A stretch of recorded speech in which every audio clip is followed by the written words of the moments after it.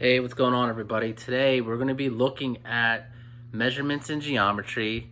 Particularly in this section, we're going to be reviewing a bit about perimeter, and then we're going to talk about circumference, which is something you may have done in earlier grades. This is we missed Pi Day, but we could bring that into this lesson, which we'll see.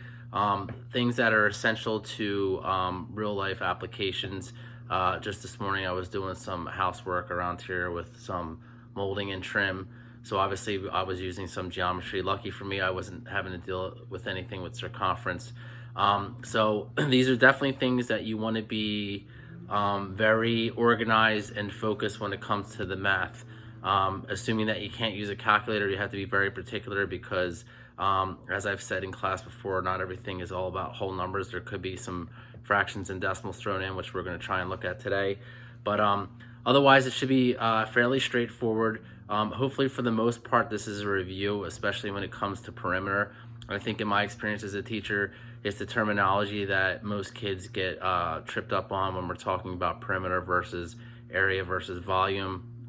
But perimeter and circumference both deal with the same things in terms of perimeter, meaning if you were to walk around the outside edge of like a football field, what would the distance be? And then the circumference would be, assuming that it's a round track that's around that particular football field, circumference is perimeter for a circle. All right, so stick with it. Should be pretty straightforward, I hope, for you guys, and mostly a review, but otherwise it should be pretty good. Okay, let's look at some of the terminology that I brought up earlier. The first one being perimeter, which I hope at this point you guys are familiar with, but just in case, perimeter is the distance around a geometric figure. So let's say that we have this square here. We're not looking to find out how much space we would need to fill this up. Imagine that we're walking along the outside, or if you have a garden, and how much you need to create this garden or fencing. That would be your perimeter, okay? Circumference would be the distance around a circle. So let's say that you have a circle here like this.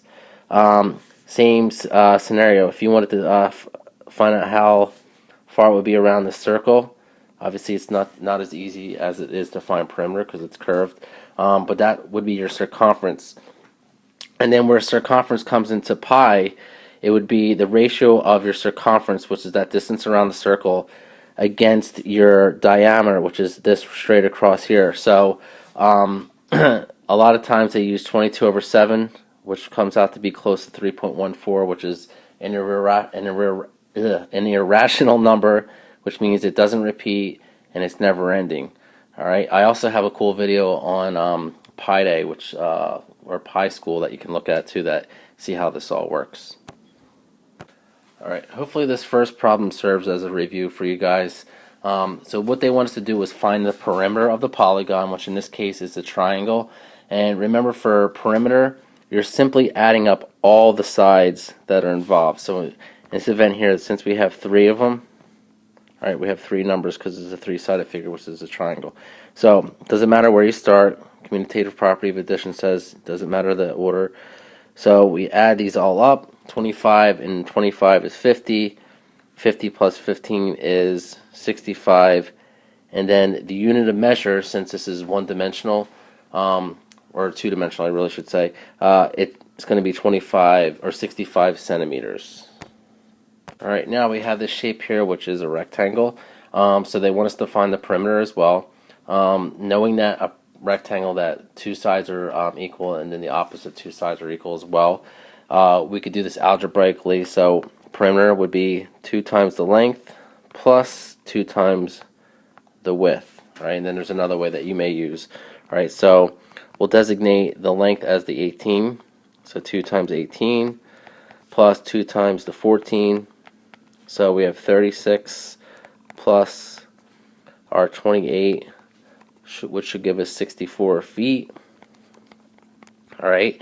Now, another way that you may do this, all right, and there's no real wrong way here if you all get to the same correct answer, is that you may just double it in your head, knowing that if this one side is 18, this has to be 18, and this has to be 14. So you could do 18 plus 18 plus 14 plus 14 And once again, you'll still get 64. And since it's in feet, it's 64 feet, not squared, not cubed. All right, now our first somewhat new problem would be finding the circumference, which once again is the distance around the edge of this circle. All right, so it's an approximation. So you'll see that a lot of times they'll say the circumference is approximated, so it kind of looks like a wavy type of equal sign. We're going to use 3.14, I know we're using decimals, times your diameter. Now where you have to be careful is, remember, diameter is all the way across. So in the event that they give you the radius, you're going to have to double that, which we may see in a bit. But we're safe to go here. We're just going to still use the 12. All right. We'll calculate this out. And once again, remember, this is an approximation. So the circumference is about 37.68. Also take note if they want you to round anywhere. And in this case, we're going to just keep it like that for now. And then also remember unit of measure, which is inches. Alright, now this is one that's slightly different. Alright, we're still looking for the circumference, and we're going to make an approximation. We're still going to use 3.14, unless they say otherwise. Some cases they may want you to use 22/7. We'll look at that in a minute. Now they want the diameter. They will not give you a hint, so you have to watch out here. So, is the diameter given? No. We're only halfway across. All the way across would make it 22. Alright? So we want to use 22 instead of that 11. Remember, that's where they're going to try and get you. We'll multiply. Alright, we're going to round it off to the nearest tenth. Alright, so after we multiply, we end up getting 69.1. Alright, and the unit of measure is still the same. We're in centimeters here, so we're not squaring anything. And that would be it for that one.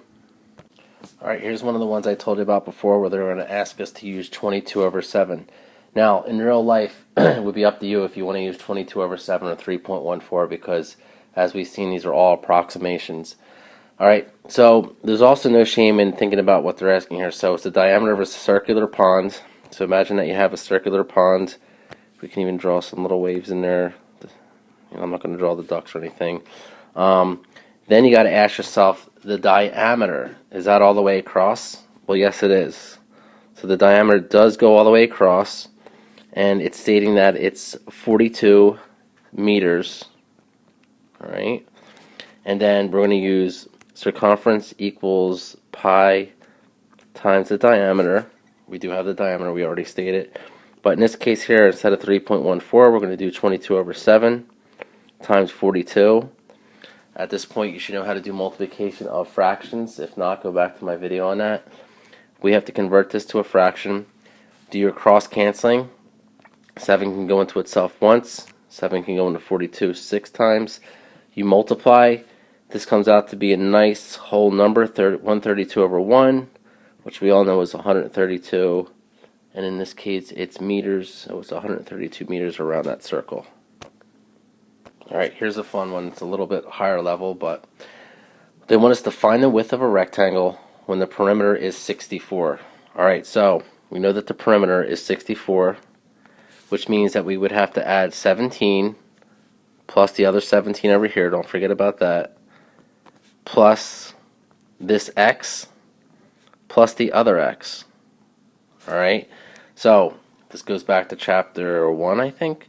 You're going to combine like terms, so that's 34.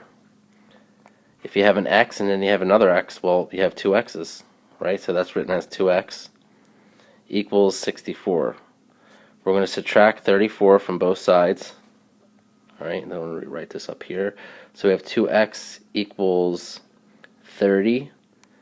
We divide by whatever's with the x. So our width would be 15, don't forget your unit of measure, m.